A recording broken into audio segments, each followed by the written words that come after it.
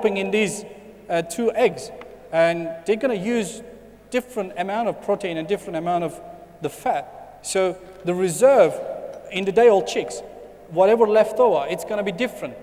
So that is the quality of the chick, because that's the reserve they use in the first couple days of the life.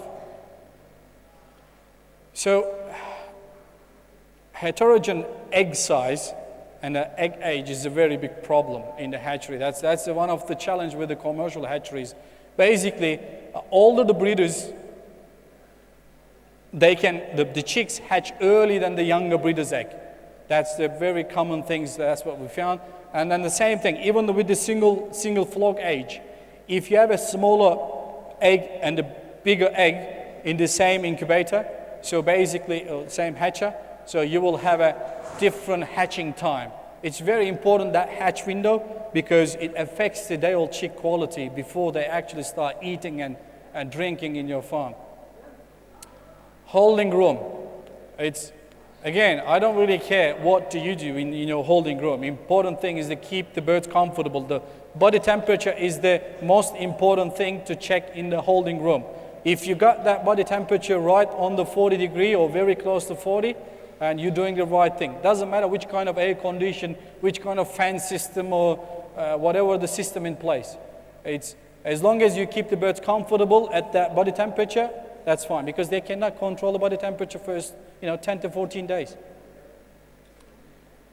So you can see a lot of differences. Like this is one of the, again, the blue box. It's one of the hatchery in India. It's very hard to control the temperature and the humidity and the airspeed in that big empty room. So in modern hatcheries, we moved from this kind of big spaces. We have chick holding room. It's more smaller, depending on the size of capacity of the hatchery, but it's a controlled environment.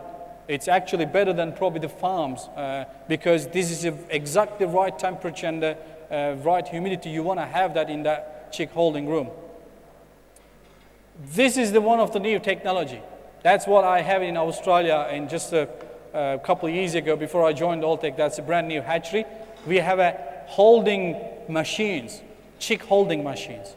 So it's not a room anymore. You just put these chicks inside, close the door, air speed, temperature and humidity, everything's spot on. If you check every single chick body temperature, very close to 40. So that is what we're moving towards in developed countries. Same thing in Japan. Again, it's one of the way to measure it. It's the chick vent temperature. It's normal chick vent temperature. It's lower than 0.6 degree than the internal body temperature. So, but very basic. The baby, the thermometers, you can measure the chick vent temperature, and you should measure it regular basis if you're operating the hatchery. Day-old chick placement, but before the placement, again, the most important part is the planning. And the previous session, we talked about the skill shortage. In my ex-company, I had an IT guy doing the planning, because most of the IT people very detail focused, and they're very good on the numbers. It makes millions of dollars end of the year. Small mistakes can cost a lot of money. So planning is very important. It's slightly different age group we put together for the day-old chick placement. Basically, it's younger than 35, between 35 to 50, and over 35 different the groups. And we try to plan them to 1 to 2 together, 2 to 3 together, 1 and 3 not together. So day-old chick transportation before we come to the farm is very important. As I explained on the egg transport, this is probably the more important, because we got live chicks at the moment. So as we know, they are not able to regulate their body temperature. So it's important thing to keep the body temperature right. I don't really care what method, what track, what company you're using. As long as you keep the body temperature right, the bird will be all right. A lot of different, chick trucks available in different part of the world. You can find a different automation. There's the China. This is Mexico. They converted the bus to the chick truck. Actually, they're doing a good job, because they can control that system because they got air conditioning system. And this is a typical, that's what I've seen the last 6 months when I was in India. It's a typical chick transport truck in India. There is no ventilation system.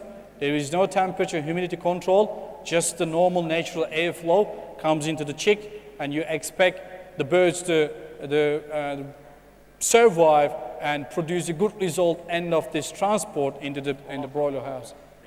And this is the truck I was using in my ex-company. So, and this is a contractor. So with this truck, 140,000 day-old chicks we can carry, and this one 165,000.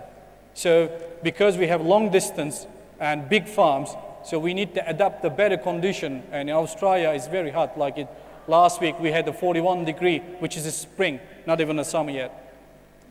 And in this, another study they've done with the chick truck, very similar results. A lot of uneven temperature distribution inside the truck. This is a commercial, again, 63,000 birds, 11 times. They tried, this is the average, and humidity, again, a lot different. So I don't expect every single chick coming out of this truck to produce the similar results because they experience the different conditions.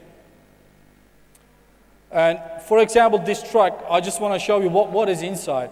We have compartments because we have a lot of chicks, and the air travels from one end to the other end. The heating the birds, basically taking that heat. So the air actually is heating. So end of the truck, you can have a huge, front of and end of the truck, you can have a huge temperature differences. But when you have a compartment system, which is very good for us in a long distance, big number of chicks, you actually can control each room differently. Even a small breeder farm, the breeder flock, younger breeder flock, can be different temperature setup than the older one. So unloading, I'll show you a few photos which is not right. This is a typical Australian the unloading system. Because of the trucks are too big and the farms, the truck cannot get close to the farm or the houses. So we have a small ute. We put them onto the small utes and drive, probably 10 times. So as soon as you open that truck door, you lose control of that temperature, humidity, and airflow. Whatever the chicks inside will suffer. So this is a very wrong thing, and we're trying to change the system in Australia. This is another, this is from Russia. It's a small truck, but again, as soon as you open it, it's you losing the control. The speed is very important. In this case, they're using this truck, and this is the broiler farm, 45,000 birds, broiler house in Russia.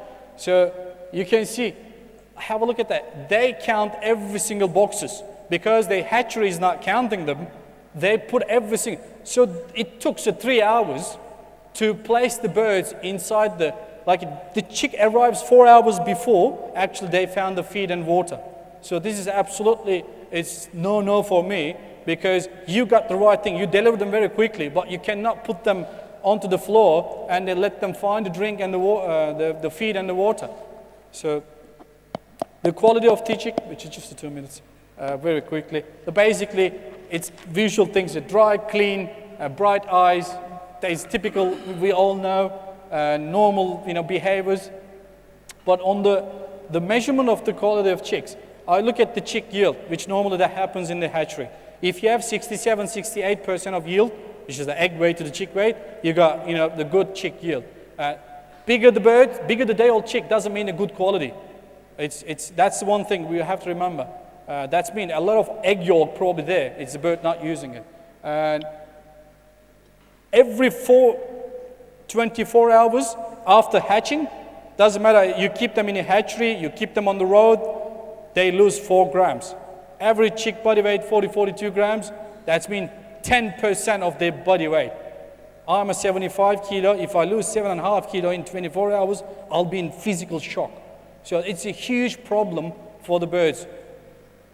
And strong chick, that's a very basic evaluation. Just put the chick upside down. In 2-3 seconds, it should go back to normal on the feet. If the bird's not trying to go back, that's a weak chick. So that's mean there is some process. You need to go back and identify what's happened in the hatchery or the storage. So body temperature, again, is important. 40 degrees in the vent temperature. And this is another thing, body, yolk-free body mass. Every hatchery should do that. It's very good indication of the quality of chick, and it tells you what's going to happen with your performance in the end of the broilers. Navel, it's very visual. You should check at least 50, 100 birds every placement to see the quality of navel. If you have this kind of photos, that means you got a problem with the egg quality or hatchery cleanness or some kind of issues. And the wing feathers. So the baby chick, normally, if it's a hatched right time, you can still see that fluffy, the baby feathers on the top of the wings. And if they hatched early, they start using the amino acid, especially the methionine, for example, to grow that feathers, which is going to short off the body growth. That amino acid goes to the feather production instead of the body maintenance and growth. Observation is very important. I suggest every farm manager have a foldable chair. Just go and sit in the middle of the house. Don't move 15 minutes, just watch. You need to understand the natural behavior of the birds before make a conclusion. And crop fill is very basic but important. It tells you how quick they found the feed and water. Is it something with your setup? Is it something to do with the chick quality? And conclusion, a lot of people ask, what is the most important factor affecting the day-old chick quality? As I said, from fertilization to our position to the hatchery, transport, everything. To me, is the most important thing is the farmer, which basically we and you. So without the human, these eggs cannot go to the hatchery or the farm. So we control everything. Everything is on our hand. And the second thing is basically the love. If these people don't love what they do, it's not going to be successful, and chick quality will be affected. This is very interesting. It's a Malaysian farm. They love your chick, love your farm, love your job. If one of them is missing, it's not going to be good for that production system. The one thing, like we talk about the skill shortage, we can teach people the skill, but we cannot put the love into the people. If they don't love the poultry, it's not going to be good. And the love comes from the nature. And this is my daughter, and thank you very much for your attention.